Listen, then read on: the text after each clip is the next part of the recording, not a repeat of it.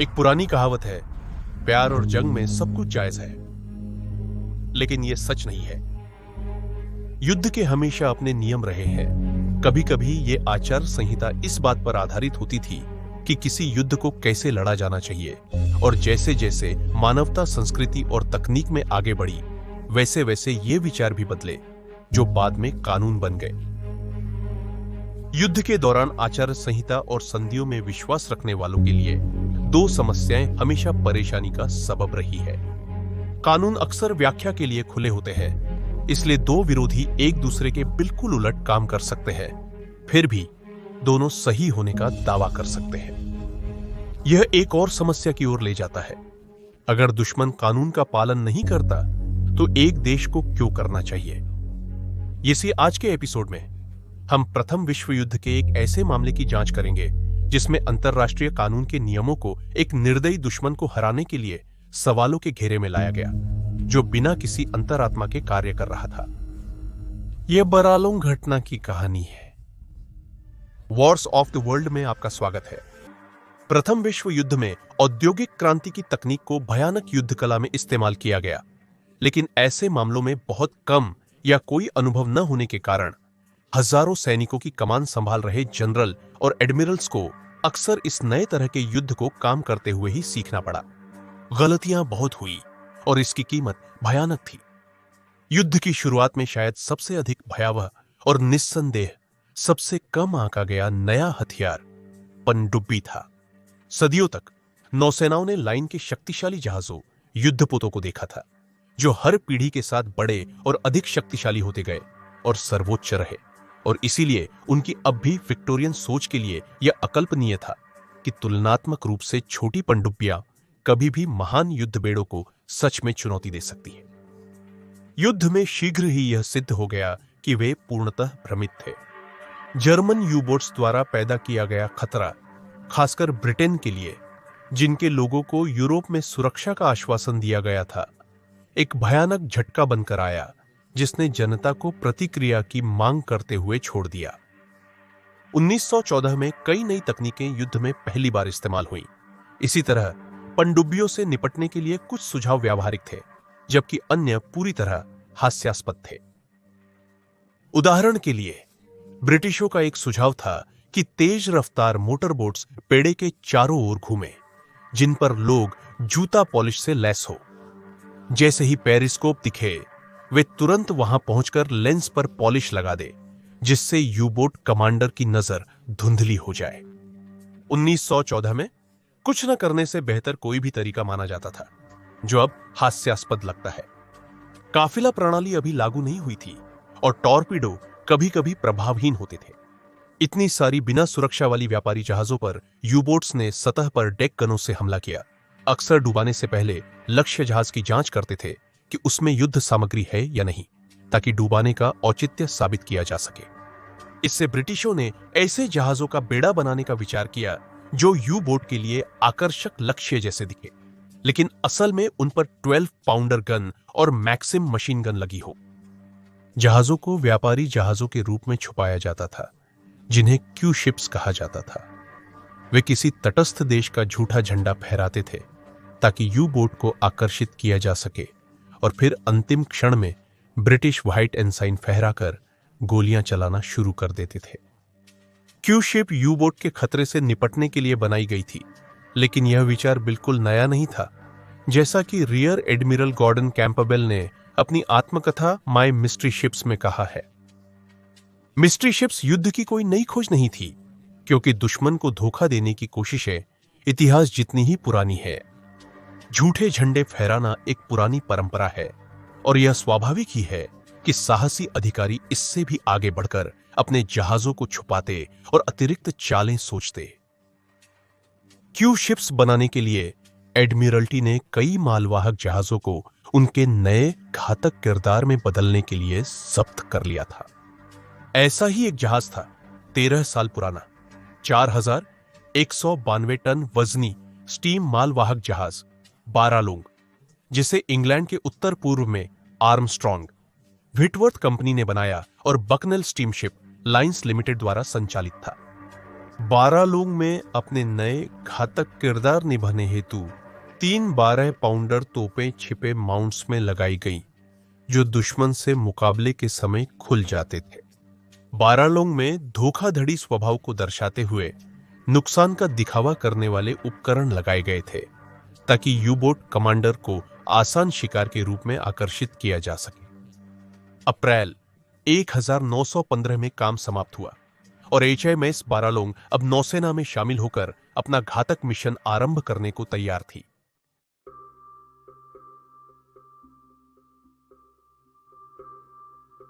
HMS बारिलोंग की कमान 31 वर्षीय commander Godfrey Herbert को सौंपी गई, जो स्वयं ब्रिटेन की पनडुब्बी सेवा के अनुभवी सदस्य थे। उनका पनडुब्बियों पर अनुभव उन्हें उनका शिकार करने के लिए आदर्श बनाता था। उन्हें उनकी ताकत, कमजोरियां और रणनीतियां पता थीं। हर्बर्ट को कम उम्र से ही रॉयल नेवी के लिए तैयार किया गया था।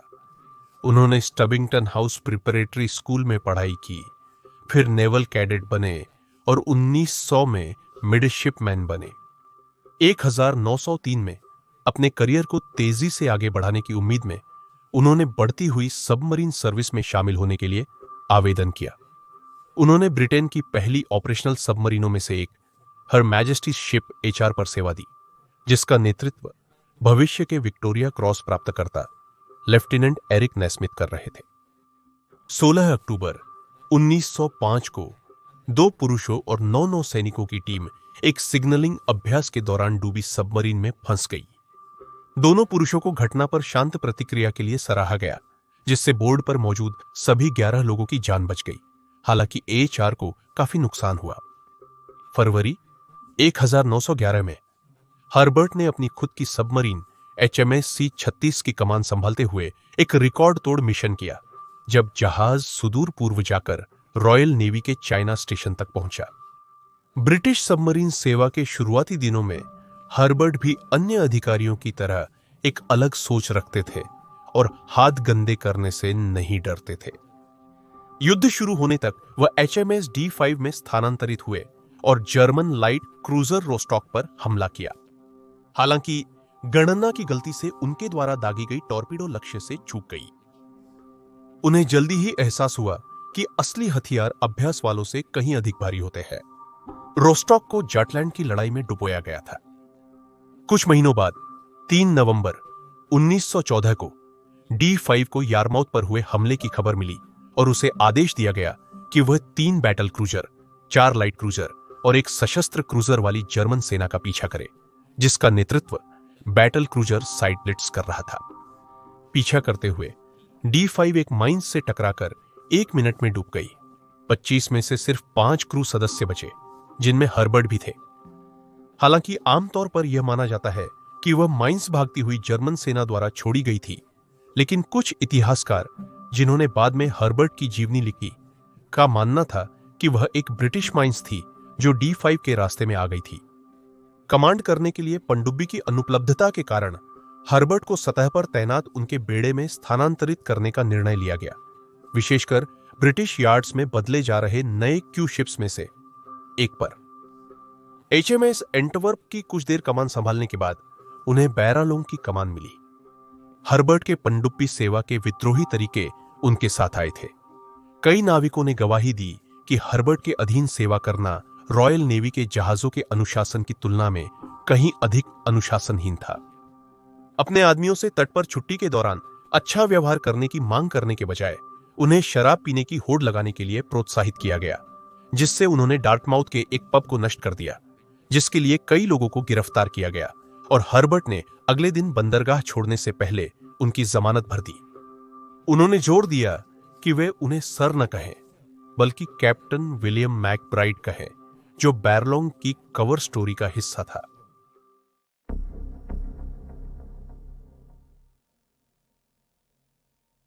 बीसवीं शताब्दी के दूसरे दशक में ब्रिटिश नाविकों में विक्टोरियन युग की व्यक्तिगत सम्मान की भावना कायम थी, लेकिन 7 मई 1915 को एक जर्मन यूबोट ने बिना किसी चेतावनी के RMS लुसिटानिया जहाज को डुबो दिया, जिसमें 1193 लोगों की जान चली गई। यह बताता है कि वे दिन अब बीत चुके हैं। इस घटना ने पूरी दुनिया को हिला दिया और अमेरिका को मित्र देशों के साथ युद्ध में शामिल होने के लिए प्रेरित किया। इसका रॉयल नेवी के जवानों, खासकर क्यू शिप्स पर तैनात लोगों पर भी बड़ा असर पड़ा, क्योंकि यह सवाल उठने लगे कि क्या पकड़े गए यू बोट के क्रूज को भी अन्य युद्धबंदियों की तरह व्यवहार मिलना चाहिए या नहीं। कई लोगों ने पकड़े गए यू बोट सैनिकों को युद्ध अपराधी मानते हुए फांसी देने की मांग की, पर ब्रिटिश कमांडरों ने इसका विरोध किया, क्योंकि इससे यू बोट के आत्मसमर्पण की संभावना कम हो जाती। इसके अतिरिक्त जर्मनों द्वारा पकड़े गए ब्रिटिश नाविकों के विरुद्ध प्रतिशोध, युद्धबंदियों को फांसी देने का दृश्य प्रभाव और तटस्थ देशों, विशेषकर अमेरिका, जहां अधिक जर्मन वंशज थे, द्वारा इसका बोध भी चिंताजनक था। फिर भी लुसिटानिया के डूबने के बाद माहौल ऐसा था कि हर्बर्ट को उनके वरिष्ठ एडमिरलों ने मौखिक रूप से संदेश दिया कि उनकी राय में किसी भी दुश्मन पनडुब्बी के कैदियों को लेना उचित नहीं है।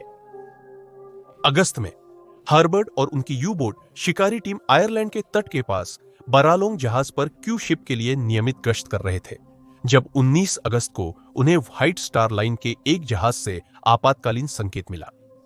RMS Arabic German you boat U-24 ने काउंटी कॉर्क के तट के पास किन्सेल के पुराने हेड के पास जहाज को देखा और उस पर टॉर्पीडो हमला करके उसे डुबो दिया। नुकसान इतना भारी था कि जहाज महज 9 मिनट में डूब गया, वहीं जहां 1 साल पहले लुसिटानिया डूबा था। हालांकि सौभाग्य से जानी नुकसान कम हुआ, केवल 44 लोग मारे गए। बारालोंग तेजी से घटनास्थल की ओर बढ़ा, लेकिन U-24 की जगह उसे U-27 मिली, जो SS निकोसियन को रोक रही थी। यह जहाज अमेरिका से इंग्लैंड जा रहा था और उसमें हथियार, खच्चर और उनके अमेरिकी देखभालकर्ता सवार थे। U-27 के कप्तान बर्नार्ड वेगेनर ने जहाज के माल की जांच के लिए एक बोर्डिंग पार्टी भेजी और जहाज पर युद्ध सामग्री मिलने के बाद उन्होंने चालक दल को जहाज से उतरने का आदेश दिया ताकि जहाज को डुबोया जा सके। उस दिन घटनाएं वास्तव में कैसे घटी, यह अब भी विवादों में घिरा हुआ है और तथ्यों को रायों ने उलझा दिया है, लेकिन आमतौर पर स्वीकृत घटनाक्रम कुछ इस प्रकार है। बारालोंग अमेरिकी ध्वज लेकर घटनास्थल पर पहुंचा और U-27 को संकेत दिया कि वह निकोसियन के चालक दल को बचाएगा। हर्बर्ट के घटनास्थल पर पहुंचने पर निकोसियन पर चालक दल के सदस्यों की उपस्थिति और U-27 द्वारा गोलाबारी शुरू करने पर विवाद है, लेकिन अमेरिकी भेष में बारालोंग निकोसियन के दाहिने तरफ से आगे बढ़ा, जिससे कुछ समय के लिए जहाज यू बोट से, जो निकोसियन के बाईं तरफ थी, छिप गया। इससे हर्बर्ट के लोगों को बिना किसी बाधा के ब्रिटिश व्हाइट एनसाइन फहराते हुए और अपनी तोपों को दिखाकर अपना रूप बदलने का अवसर मिला। वेरगेनर के लिए यह डरावना क्षण था जब पास आती हुई जहाज उसके लक्ष्य के पीछे से निकली और उसका सामना तटस्थ मालवाहक जहाज के बजाय दुश्मन के युद्धपोत की गोलाबारी से हुआ। इतिहासकार टोनी ब्रिगलैंड ने बारालोंग घटना का वर्णन किया। हर्बर्ट ने चिल्लाकर कहा, फायर बंद करो, पर उसके लोगों का खून पहले ही गर्म हो चुका था। वे अरेबिक और लुसिटानिया का बदला ले रहे थे। उनके लिए यह फायरिंग रोकने का समय नहीं था। भले ही जहाज के बचे हुए लोग बाहरी हिस्से पर दिखाई दे रहे थे, अपने कपड़े उतारकर उससे दूर तैरने की कोशिश कर रहे थे। उसकी टैंकों से संपीड़ित हवा की जोरदार सीटी जैसी आवाज आई और U-27 विशाल गूंजती बुलबुलों के भंवर में ओझल हो गई। जहां वह थी, वहां धुएं का गुब्बार छोड़ते हुए।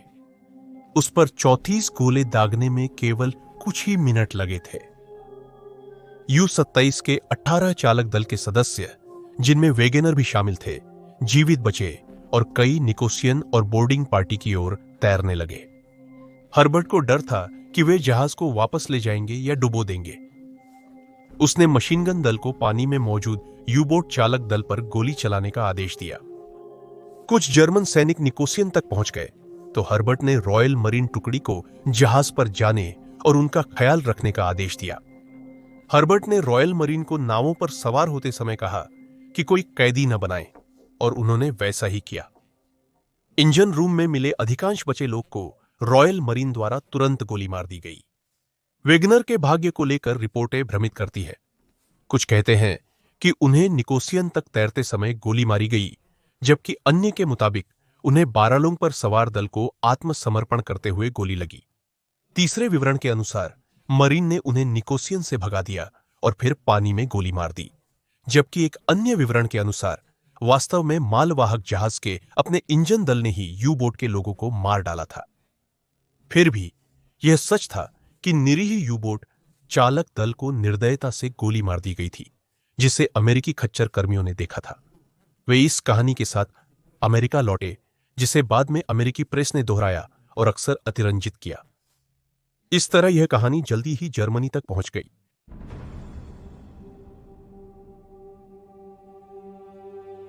हर्बर्ट ने अपनी कार्रवाई रिपोर्ट में अपने कार्यों का बचाव किया, दावा करते हुए कि उन्होंने केवल ब्रिटिश हितों की रक्षा में काम किया और इससे कम उनकी ओर से लापरवाही होती। ब्रिटिश एडमिरल्टी भी इससे सहमत दिखी। हालांकि उन्होंने शुरुआत में उनकी रिपोर्ट छुपाने का आदेश दिया था, लेकिन वे अमेरिकी गवाहों को सेंसर नहीं कर सकते थे। ब्रिटेन में यू बोट्स को लेकर ऐसा माहौल था कि बारालोंग के क्रू द्वारा मारे गए जर्मन सैनिकों के लिए बहुत कम लोगों को सहानुभूति थी।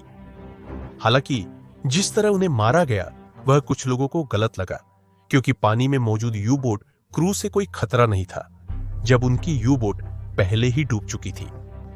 जर्मनी में माहौल बिल्कुल अलग था। उन्होंने घटना को युद्ध अपराध माना और कप्तान विलियम मैकब्राइड को उन दोषी अंग्रेजों की जर्मन सूची में शामिल किया। हालांकि वे हर्बर्ट के असली नाम से अनजान थे। जर्मन सरकार ने अमेरिकी राजनयिक चैनलों के जरिए चालक दल को मुकदमे के लिए सौंपने की मांग की, लेकिन यह अनुरोध खारिज कर दिया गया। ब्रिटिश विदेश सचिव एडवर्ड ग्रे ने कहा कि बदले में उन्हें बिना चेतावनी हमला करने वाले यू बोट चालक दलों को सौंपना होगा। इस घटना के बाद हर्बर्ट को पुनः पनडुब्बी सेवा में स्थानांतरित किया गया और बारालोंग की कमान लेफ्टिनेंट कमांडर ए विलमोट स्मिथ को दी गई। U-27 के डूबने के मुश्किल से 1 महीने बाद विलमोट स्मिथ के नेतृत्व में बारालोंग ने इंग्लिश चैनल के पास एक और यू बोट U-41 को डुबो दिया। बच निकले एकमात्र जीवित व्यक्ति ने अपने जर्मन नेताओं को बताया कि बारालोंग ने फायरिंग शुरू करने के बावजूद अपना अमेरिकी झंडा फहराए रखा, जो अंतरराष्ट्रीय कानून का उल्लंघन था। कुछ घंटों बाद क्यू शिप ने जानबूझकर उनकी लाइफबोट्स को टक्कर मारी, जिससे एक और व्यक्ति मारा गया। हालांकि घटना की पूरी जानकारी विवादित है।